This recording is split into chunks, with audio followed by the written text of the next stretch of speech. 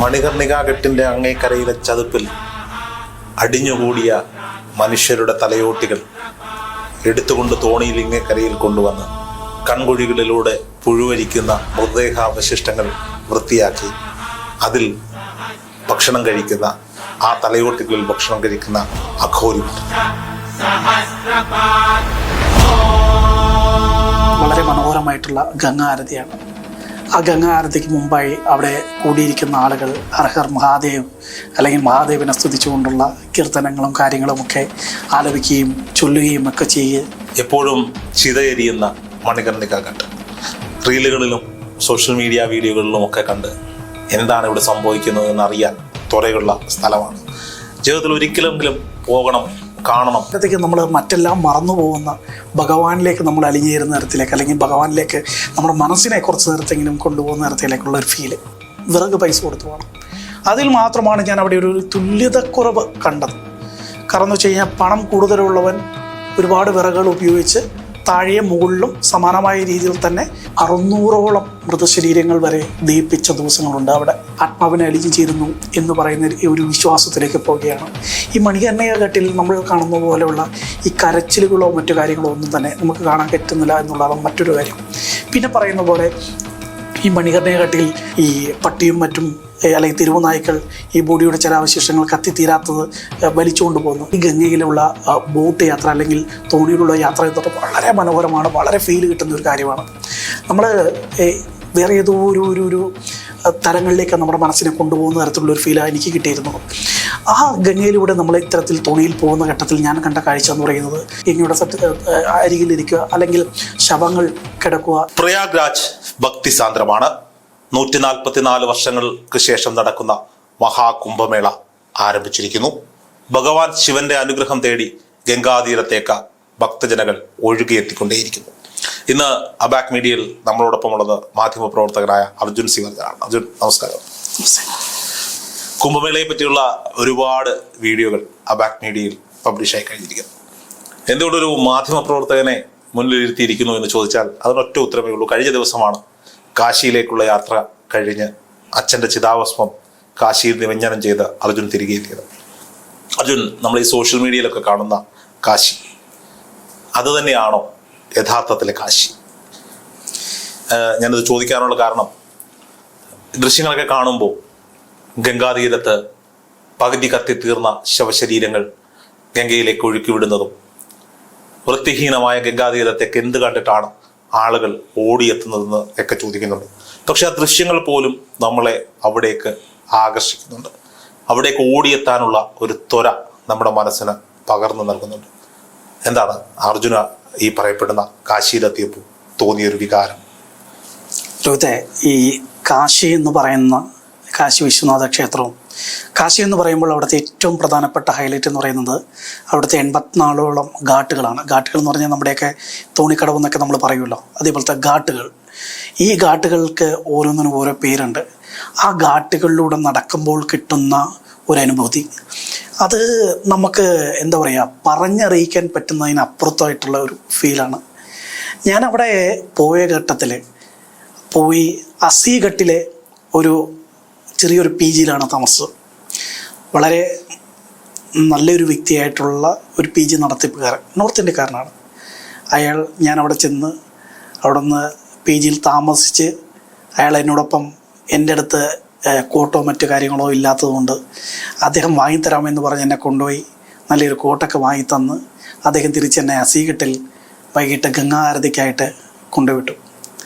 ഈ ഗംഗാ ആരതി എന്നൊക്കെ പറയുന്നത് നമ്മൾ സോഷ്യൽ മീഡിയയിൽ പലപ്പോഴായിട്ട് അല്ലെങ്കിൽ ഗൂഗിൾ ഇമേജസിൽ കണ്ടിട്ടുള്ള ആ ഒരു ഫീല് മാത്രമേ ഉള്ളൂ. നമുക്ക് എന്തെങ്കിലും കാണണം എന്നുള്ളത് മാത്രമാണ് നമ്മൾ വിചാരിച്ചിരുന്നത്. ആ ഗംഗാ ആരതിക്ക് വേണ്ടിയിട്ട് അസീഘട്ടിലെ ഗംഗാ ആരതി വളരെ മനോഹരമാണ്. ഒട്ടേറെ ആളുകൾ അവിടെ പങ്കെടുക്കുകയും ഏറ്റവും അവസാനം നരേന്ദ്രമോദിയൊക്കെ പങ്കെടുത്തത് അസീഘട്ടിലാണെന്ന് എനിക്ക് തോന്നുന്നത്. അത്തരത്തിൽ വളരെ മനോഹരമായിട്ടുള്ള ഗംഗാ ആരതിയാണ്. ആ ഗംഗാ ആരതിക്ക് മുമ്പായി അവിടെ കൂടിയിരിക്കുന്ന ആളുകൾ ഹർ മഹാദേവ് അല്ലെങ്കിൽ മഹാദേവനെ സ്തുതിച്ചുകൊണ്ടുള്ള കീർത്തനങ്ങളും കാര്യങ്ങളുമൊക്കെ ആലപിക്കുകയും ചൊല്ലുകയും ഒക്കെ ചെയ്യുക. സ്ത്രീകളും കുട്ടികളും അവിടെ എത്തുന്ന എല്ലാവരും തുല്യരായി നിന്നുകൊണ്ട് അവർക്ക് ആർക്കും പ്രത്യേകിച്ച് ഒരു VIP പരിഗണനയോ മറ്റൊന്നുമില്ലാതെ ഭഗവാന്റെ സമക്ഷത്തിൽ എല്ലാവരും തുല്യരാണ് എന്ന് പറയുന്ന രീതിയിൽ തന്നെയായിരുന്നു അവിടെ കണ്ടത്. അവിടുത്തെ ഗംഗാ ആരതി കാണുന്നു. ഗംഗാരതി കണ്ട് കഴിയുന്ന മനസ്സിനൊരു വല്ലാത്ത കുളിർമ. കുറച്ച് നേരത്തേക്ക് നമ്മൾ മറ്റെല്ലാം മറന്നു പോകുന്ന ഭഗവാനിലേക്ക് നമ്മൾ അലിഞ്ഞേരുന്ന നേരത്തിലേക്ക്, അല്ലെങ്കിൽ ഭഗവാനിലേക്ക് നമ്മുടെ മനസ്സിനെ കുറച്ച് നേരത്തെങ്കിലും കൊണ്ടുപോകുന്ന നേരത്തിലേക്കുള്ള ഒരു ഫീല്. അങ്ങനെ ഗംഗാരതിയും കഴിഞ്ഞ് അതിനുശേഷം അസീഘട്ടിൽ നിന്ന് ഈ പറയുന്ന മണികർണിക ഘട്ട് എന്നറിയപ്പെടുന്ന മോക്ഷങ്ങളുടെ ഘട്ട് എന്നാണ് അറിയപ്പെടുന്ന മണികർണിക ഘട്ട്. ആ മണികർണിക ഘട്ടിലേക്ക് ഞാനൊരു ദിവസം രാത്രി നടക്കുകയാണ്. ഏകദേശം ഒരു 3 കിലോമീറ്റർ ഉണ്ട് ഈ ഘാട്ടുകളിലൂടെ നടക്കാൻ വേണ്ടിയിട്ട്. രോഹിത് ചോദിച്ച ഒരു ചോദ്യത്തിനുള്ള ഉത്തരം അവിടെ ഞാൻ കണ്ടു. ഗംഗാതീരം വളരെ വൃത്തിഹീനമാണല്ലോ എന്ന്. പക്ഷേ എനിക്കങ്ങനെ തോന്നിയില്ല രോഹിത്തെ. നമ്മുടെ കൊച്ചിയിലോ അല്ലെങ്കിൽ കേരളത്തിലോ പല തെരുവുകളിലോ അല്ലെങ്കിൽ പല ക്ഷേത്രങ്ങളുടെ, പ്രത്യേകിച്ച് ശബരിമലയിലേക്ക് പല ഘട്ടങ്ങളിലും അവിടുത്തെ റിപ്പോർട്ടിങ്ങിന് പോയിട്ടുള്ള വ്യക്തി എന്ന നിലയിൽ ശബരിമലയിലെ പല സ്ഥലങ്ങളിലുമുള്ള എത്രത്തോളം വൃത്തികേടുകളുണ്ടോ, അല്ലെങ്കിൽ വൃത്തികേടുകൾ എന്ന് ഞാൻ ഉദ്ദേശിച്ചത് ഈ മാലിന്യങ്ങൾ തള്ളുന്ന അല്ലെങ്കിൽ പ്ലാസ്റ്റിക്കോ മറ്റു കാര്യങ്ങളോ ഒക്കെ തള്ളുന്ന തരത്തിലുള്ള ആളുകളുടെ സ്വഭാവം അതുണ്ടോ, അതിന് സമാനമായ രീതിയിൽ തന്നെ ഞാൻ കാശിയിലും കണ്ടിട്ടുള്ളൂ. പക്ഷേ കാശിയിൽ നിന്ന് ഞാൻ കണ്ടതിന് അതിനപ്പുറത്തായൊരു കാഴ്ച കണ്ടു. ഏതു സമയം കയ്യിൽ വലിയ ചൂലുമായി നടക്കുന്ന ക്ലീനിങ് തൊഴിലാളികൾ. അങ്ങനെ ഒട്ടേറെ പേരെ കാണാം. ഒട്ടേറെ ഓരോ ഘാട്ടുകളിലും വൈകിട്ടുള്ള സമയത്ത് മണികർണിക ഘാട്ട്, എപ്പോഴും ചിതയെരിയുന്ന മണികർണിക ഘാട്ട് റീലുകളിലും സോഷ്യൽ മീഡിയ വീഡിയോകളിലും ഒക്കെ കണ്ട് എന്താണ് ഇവിടെ സംഭവിക്കുന്നത് എന്നറിയാൻ ത്വരയുള്ള സ്ഥലമാണ്. ജീവിതത്തിൽ ഒരിക്കലെങ്കിലും പോകണം, കാണണം എന്ന് മനസ്സിൽ കുറിച്ചിടുന്ന ദിവസങ്ങളാണ് ഇപ്പോൾ കടന്നുപോയിക്കൊണ്ടിരിക്കുന്നത്. മണികർണിക ഘട്ടിലേക്ക് ശവശരീരങ്ങൾ വലിച്ചെറിയുന്നത് കാണുമ്പോൾ നോക്കൂ, നമ്മുടെ കേരളത്തിൻ്റെയൊക്കെ ഒരു സംസ്കാരം അനുസരിച്ച് ഒരു ഹൈന്ദവ മതവിശ്വാസിയുടെ ശവശരീരം അടക്കം ചെയ്യുന്നതിന് മുമ്പ് അവരുടെ കുടുംബം, സമൂഹം, സംഘടന ഒക്കെ കൊടുക്കുന്ന ഒരു വിടവാങ്ങലുണ്ട്. ആ ശവശരീരത്തിനോട് വലിയ ബഹുമാനത്തോടെ അതിനെ കുളിപ്പിച്ച് ചന്ദനം ചാർത്തി തെക്കോട്ട് ഈ തൂശനിലയിൽ വാഴയിലയിൽ കിടത്തി വായിക്കരിയിട്ട് വെള്ളം കൊടുത്ത് പല സുഗന്ധവ്യഞ്ജനങ്ങൾ കൊണ്ട് ചിതയൊരുക്കി ആ ചിതയിലേക്ക് വെച്ച് ആചാരപൂർവ്വം മടക്കി അയക്കുന്ന, ആ ശരീരത്തെ മടക്കി അയക്കുന്ന കാഴ്ച കണ്ടു മറന്ന മലയാളിക്ക് മണികർണിക ഘാട്ടിൽ ഇത്തരത്തിൽ ചിതയിലേക്ക്, തീയെരിയുന്ന ചിതയിലേക്ക് ശവശരീരങ്ങൾ വലിച്ചെറിയുന്ന ആ ഒരു കാഴ്ചയുണ്ട്. അതൊരു പരിധിവരെ സഹിക്കാൻ പറ്റില്ല. കണ്ടിരുന്നു അത്തരത്തിൽ എന്തെങ്കിലും? രോഹിത് പറഞ്ഞ രീതിയിൽ വലിച്ചെറിയുന്ന ഒരു കാഴ്ച അവിടെ ഇവിടെ എനിക്ക് കാണാൻ കഴിയില്ല. മണികർണിക ഘട്ടിൽ പലതരത്തിൽ ശവസംസ്കാരം നടക്കാറുണ്ട്. അതിൻ്റെ അകത്ത് ഒന്ന് ഈ ഇടയ്ക്ക് വന്നിട്ടുള്ള, അല്ലെങ്കിൽ കുറച്ച് വർഷങ്ങളായി തന്നെയുള്ള ഇലക്ട്രിക് ആയിട്ടുള്ള ശവസംസ്കാരം നടത്തുന്ന മെഷീനാണ്. രണ്ടാമത്തെ ഒന്ന്, മണികർണിക ഘാട്ടിൽ ഈ ഗംഗയ്ക്ക് സമീപത്തായിട്ട് ഈ ചിതകൾ ഉണ്ട്. മരത്തടികൾ വെച്ച് അല്ലെങ്കിൽ മരക്കഷ്ണങ്ങൾ വെച്ച് ചിതയൊരുക്കുക എന്ന രീതി. ഞാൻ അവിടെ കണ്ടിട്ടുള്ളതെന്ന് വെച്ച് കഴിഞ്ഞിട്ടുണ്ടെങ്കിൽ, ഈ മണികർണിക ഘാട്ടിലേക്ക് ആളുകൾ ശവമഞ്ചത്തിൽ ഭഗവാനെ പ്രാർത്ഥിച്ചുകൊണ്ട് എല്ലാ ചടങ്ങുകൾക്ക് ശേഷമാണ് അവിടത്തേക്ക് ഈ മൃതശരീരം കൊണ്ടുവന്ന് ശവമഞ്ചം അവിടെ എത്തിച്ച് അവിടെ വിറക് പൈസ കൊടുത്ത് നമ്മൾ വാങ്ങണം. വിറക് പൈസ കൊടുത്ത് വേണം. അതിൽ മാത്രമാണ് ഞാൻ അവിടെ ഒരു തുല്യതക്കുറവ് കണ്ടത്. കാരണം എന്ന് വെച്ച് കഴിഞ്ഞാൽ, പണം കൂടുതലുള്ളവൻ ഒരുപാട് വിറകുകൾ ഉപയോഗിച്ച് താഴെയും മുകളിലും സമാനമായ രീതിയിൽ തന്നെ, അതായത് വിറക് കൊണ്ടുള്ള ഒരു മഞ്ചം നമ്മൾ ഒരുക്കുകയാണല്ലോ, ആ മഞ്ചത്തിന് മുകളിൽ മൃതശരീരം കിടത്തി അതിനുശേഷം അവരുടെ ബന്ധുക്കൾ അതിനെ തൊട്ട് നമസ്കരിച്ച് അതിന് മുകളിലായി, തലയുടെ മുകളിലായിട്ട് നമ്മളൊരു ഒരു നിശ്ചിത അളവിൽ വിറക് വെച്ചിട്ടാണല്ലോ നമ്മൾ ഇവിടെയൊക്കെ സംസ്കാരം ചെയ്യുന്നത്. അവിടെ നമുക്ക് എത്രത്തോളം വിറക് വാങ്ങാനുള്ള ആസ്തി ഉണ്ട് എന്നത് അനുസരിച്ചിരിക്കും എന്നുള്ളത് മാത്രമാണ് ഞാൻ അവിടെ കണ്ടിട്ടുള്ള മണികർണിക ഘട്ടിൽ കണ്ടിട്ടുള്ള ഏക തുല്യത കുറവ്. ഈ വിറക് കുറച്ച് എന്ന് പറഞ്ഞു കഴിഞ്ഞിട്ടുണ്ടെങ്കിൽ, തീരെ വിറകില്ലാതെ ശവമഞ്ചം ഒരുക്കി അതിനുള്ളിൽ മുകളിൽ ബോഡി വെച്ച് പേരിന് 1-2 വിറക് വെച്ച് എടുക്കുക എന്ന രീതിയല്ല ഞാൻ പറഞ്ഞു വന്നത്. 1-2 ലെയർ അവിടെ എല്ലായിടത്തും വെക്കും. അതിന് കൂടുതലായി നമ്മൾ പല സിനിമകളിലോ മറ്റോ കാര്യങ്ങളൊക്കെ കാണുന്ന പോലെ രീതിയിൽ, അല്ലെങ്കിൽ നമ്മുടെ നാട്ടിൽ കാണുന്ന രീതിയിൽ ആവശ്യത്തിന് മാവിൻ്റെ വിറകുകൾ വെക്കുക എന്ന രീതിയാണ് നമ്മുടെ നാട്ടിലൊക്കെ കാണുന്നത്. അത്രത്തോളം വിറകുകൾ വെക്കാൻ പറ്റാത്ത രീതികൾ അവിടെ പലപ്പോഴും കണ്ടിട്ടുണ്ട്. പക്ഷേ അവിടെ എപ്പോഴും ചിത കത്തിക്കൊണ്ടിരിക്കുകയാണ്. ഏതു നിമിഷവും അവിടെ ചിത കത്തിക്കൊണ്ടിരിക്കുകയാണ് 24 മണിക്കൂറും. ഞാൻ അവിടുന്ന് മനസ്സിലാക്കിയതനുസരിച്ച് ഏകദേശം 600ഓളം മൃതശരീരങ്ങൾ വരെ ദഹിപ്പിച്ച ദിവസങ്ങളുണ്ട് അവിടെ. അത്രത്തോളം ആളുകൾ ഗംഗയിലെത്തി ഈ പറയുന്ന മണികർണിക അവിടെ ശവദാഹം നടത്തി കഴിഞ്ഞാൽ മോക്ഷം ലഭിക്കുന്നു, അല്ലെങ്കിൽ ഭഗവാനിലേക്ക് നമ്മളുടെ ആത്മാവിനെ അലിഞ്ഞു ചേരുന്നു എന്ന് പറയുന്ന ഒരു വിശ്വാസത്തിലേക്ക് പോവുകയാണ്. ഈ മണികർണിക നമ്മൾ കാണുന്ന പോലെയുള്ള ഈ കരച്ചിലുകളോ മറ്റു കാര്യങ്ങളോ ഒന്നും തന്നെ നമുക്ക് കാണാൻ പറ്റുന്നില്ല എന്നുള്ളതാണ് മറ്റൊരു കാര്യം.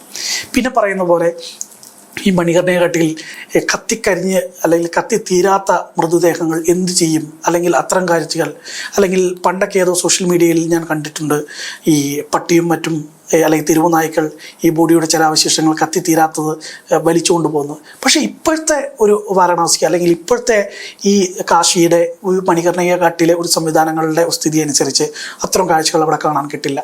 ഞാൻ അവിടുത്തെ തന്നെ വർഷങ്ങളായി അവിടെ ജീവിക്കുന്ന ചില മലയാളികളുടെ സുഹൃത്തുക്കളുമായിട്ട് ഞാൻ ബന്ധപ്പെട്ടിരുന്നു. അവരെന്നോടൊപ്പം വന്നിരുന്നു അവിടെ നിന്ന് പരിചയം പുതുക്കാൻ വേണ്ടിയിട്ട്.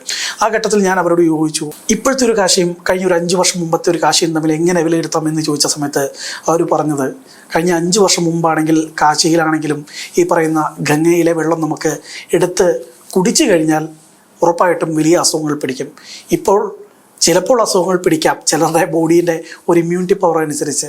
പക്ഷേ വേണമെങ്കിൽ എടുത്ത് നമുക്ക് കുളിക്കാനോ അല്ലെങ്കിൽ അതിൽ ഒന്ന് സ്നാനം ചെയ്യാൻ വേണ്ടിയിട്ട് പറ്റുന്ന തരത്തിലേക്ക് ഗംഗ ശുദ്ധമായി എന്നുള്ളത്.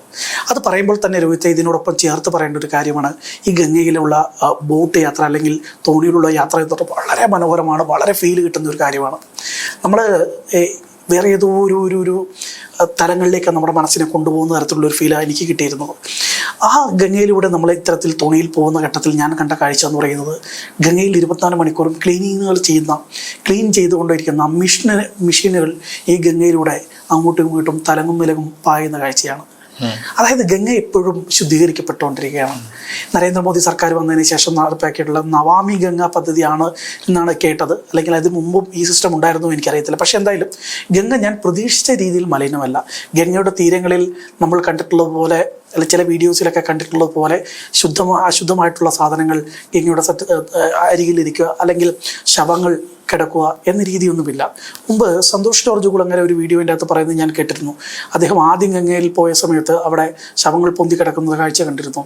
പക്ഷേ ഞാൻ എന്തായാലും അവിടെ ഗംഗയിൽ ഏകദേശം 1-2 മണിക്കൂർ ബോട്ടിലൂടെയും അല്ലെങ്കിൽ ഏകദേശം ഒരു 3-4 മണിക്കൂർ ഈ ഘാട്ടുകളിലൂടെയും യാത്ര നടത്തി ഗംഗയുടെ സൈഡിലൂടെ. പക്ഷെ ഒരിക്കൽ പോലും ഒരു സ്ഥലത്ത് പോലും അങ്ങനെ ശവങ്ങളോ അല്ലെങ്കിൽ ശരീരത്തിൻ്റെ ഒരു അവശിഷ്ടങ്ങളോ കണ്ടിട്ടില്ല. അവിടെ എനിക്ക് കാണാൻ പറ്റിയ ഒരു വൃത്തികേട് എന്ന് നമുക്ക് സൗത്ത് ഇന്ത്യൻ ജനതയ്ക്ക് തോന്നുന്ന ഒരു വൃത്തികേട് എന്ന് പറയുന്നത് ആളുകൾ മുറുക്കി തുപ്പുന്നതാണ്. അത് അവിടുത്തെ ഒരു സംസ്കാരത്തിൻ്റെ ഭാഗമാണ്. പക്ഷെ അവിടെ ഈ മുറുക്കി തുപ്പാനൊക്കെ പ്രത്യേക ബോക്സുകൾ വെച്ചിട്ടുണ്ടെങ്കിലും അത് ഉപയോഗിക്കാത്തൊരവസ്ഥയുണ്ട്. അത് ആളുകളുടെ സംസ്കാരം മാറുമ്പോൾ മാത്രമോ അതിൽ മാറ്റം വരുള്ളൂ. ഇതല്ലാതെ മറ്റൊരു അവശിഷ്ടം എന്ന രീതിയിൽ എനിക്കവിടെ കാണാൻ കഴിഞ്ഞില്ല. ഇനി ഗംഗയെ വിമർശിക്കണം എന്ന രീതിയിൽ മാത്രം പോവുകയാണെങ്കിൽ നമുക്ക് അത്തരമൊരു കാഴ്ചയിൽ അത്തരമൊരു വീക്ഷണകോണിൽ നമുക്ക് അവിടെ ഒരുപാട് കുറ്റങ്ങൾ കാണാം. നമ്മൾ ഭഗവാനെ കാണാൻ പോവുക, അവിടെ നിന്ന് നമുക്ക് വളരെ ശാന്തപരമായിട്ടുള്ള ഒരു അന്തരീക്ഷത്തിൽ നമ്മൾ ലയിച്ച് ചേരുക, മനസ്സിനെ നല്ല രീതിയിൽ സമാധാനത്തിലേക്ക് എത്തിക്കുക. കുറച്ചു നേരമെങ്കിലും നമ്മുടെ നമ്മുടെ പ്രശ്നങ്ങളും നമ്മുടെ പ്രതിസന്ധികളും ഇതിനെല്ലാം മാറ്റിവെച്ചുകൊണ്ട് നമ്മുടെ മറ്റെല്ലാ ചിന്തകളെയും അവിടെ അഴിച്ചു വെച്ചുകൊണ്ട് കുറച്ചു നേരം നമുക്ക് വിശ്രമിക്കാം എന്ന് വിചാരിച്ച് അവിടെ പോയി കഴിഞ്ഞാൽ ഉറപ്പായിട്ടും രോഹിത്തെ അവിടെ പോയി കഴിഞ്ഞ ഒരു 2-3 ദിവസത്തേക്ക് എന്തായാലും നമുക്ക് അവിടെ നിന്ന് പോരാൻ തോന്നില്ല. ഈ മണികർണികാഘട്ടിൻ്റെ അങ്ങേക്കരയിലെ ചതുപ്പിൽ അടിഞ്ഞുകൂടിയ മനുഷ്യരുടെ തലയോട്ടികൾ എടുത്തുകൊണ്ട് തോണിയിൽ ഇങ്ങേക്കരയിൽ കൊണ്ടുവന്ന് കൺകുഴികളിലൂടെ പുഴുവരിക്കുന്ന മൃതദേഹാവശിഷ്ടങ്ങൾ വൃത്തിയാക്കി അതിൽ ഭക്ഷണം കഴിക്കുന്ന, ആ തലയോട്ടികളിൽ ഭക്ഷണം കഴിക്കുന്ന അഘോരിമാർ.